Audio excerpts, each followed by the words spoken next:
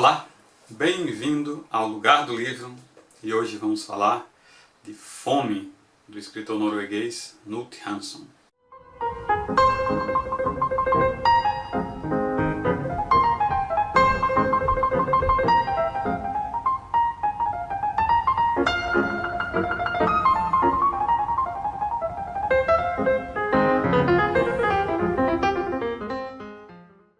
Fome, de Knut Hamsun, é um dos livros mais antigos aqui da minha lista, um dos livros que eu li há mais tempo.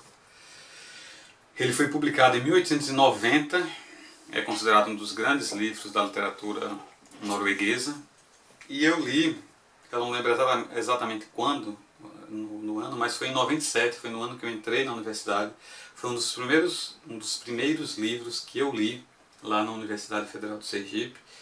E eu lembro que eu li boa parte desse livro, e por isso que ele me causou alguma impressão. Foi num final de semana, eu sempre, todo final de semana ia para a minha cidade, no interior, lá em Paripiranga, interior da Bahia, ia de ônibus e eu sempre ia lendo algum livro que eu pegava na biblioteca. E eu, nesse dia, não sei porquê, mas assim, eu estava com fome, e eu fui lendo o livro Fome. E claro que não era uma fome no nível do que o escritor aqui passa, mas eu lembro que isso me causou alguma impressão. Então, o que é que narra esse livro aqui?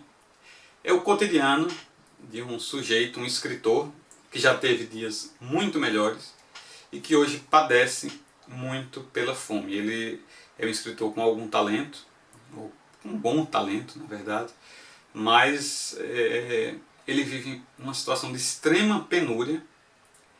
Ele não consegue encontrar emprego e ele é muito orgulhoso, mas muito orgulhoso, assim. Ele é extremamente arrogante e ele se considera um artista, e ele parece ser, porque ele consegue publicar alguns textos seus no jornal, mas o nível de orgulho dele, assim, um negócio, é a causa da sua ruína. Porque até em alguns momentos ele chega a aventar, quando ele está com muita fome, dele arranjar alguma outra ocupação, mas ele acaba nunca indo trabalhando em alguma coisa que não seja escrever. Então ele percorre a cidade de Cristânia, eu acho o nome da cidade, com seus cotocos de lápis e pedaços de papel que ele arranja, e às vezes ele para em algum lugar e começa a escrever alguma crônica, algum texto sobre algum tema, mas ele ficou sem dinheiro agora para pagar o quarto horrível onde ele mora, e ele passou um dia inteiro sem comer, e aí ele começa nessa toada, né?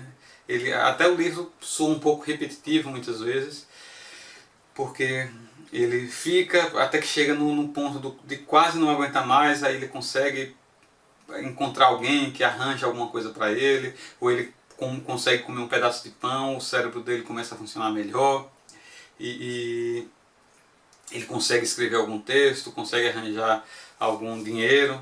Com esse dinheiro ele consegue passar mais alguns dias, mas é um ciclo que vai se repetindo, mas cuja intensidade vai aumentando.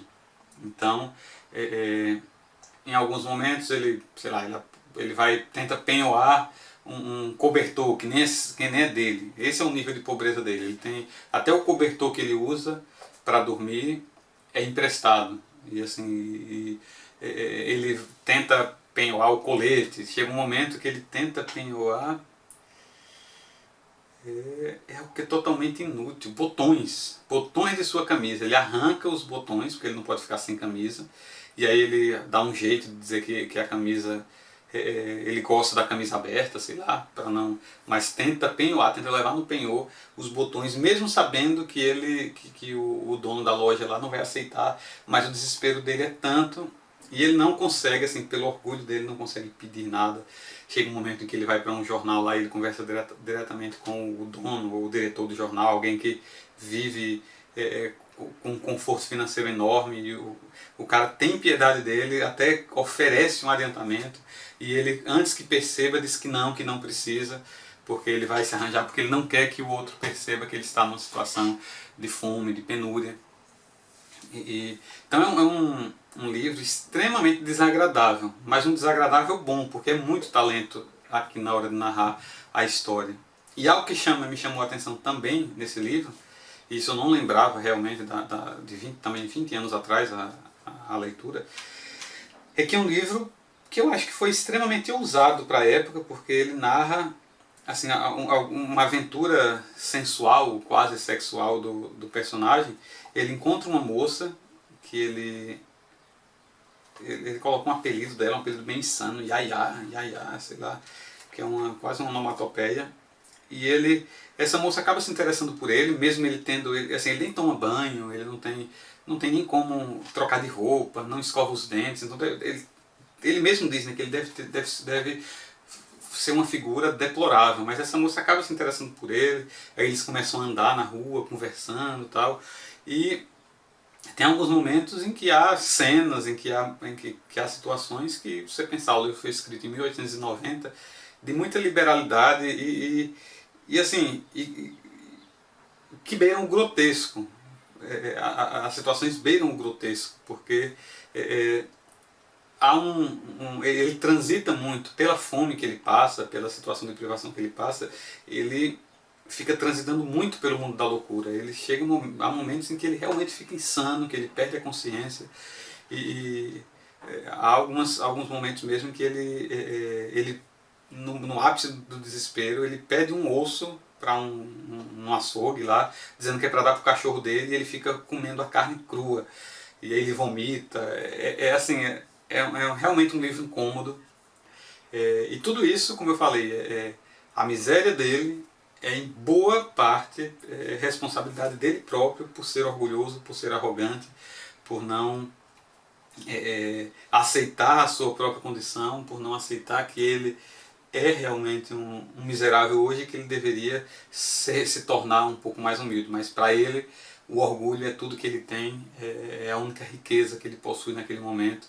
Então é um livro incômodo, um livro desagradável, mas que eu recomendo muito. É um livro que não só sobreviveu à releitura, mas assim, como eu não lembrava praticamente nada, a não ser daquela sensação de fome que o próprio título já sugere, mas eu recomendo, e eu tenho certeza absoluta de que esse livro eu relerei algum dia. Como nota final, só eu pesquisando sobre o autor, eu descobri que o autor depois já, assim, ele viveu o período, talvez tenha traços autobiográficos aqui, porque ele passou situações de penúria, mas ele se tornou um escritor muito popular, já com seus 40, 50 anos, e se tornou até rico, e passou a apoiar o nazismo, e acabou sendo julgado, morreu no opróbrio, né?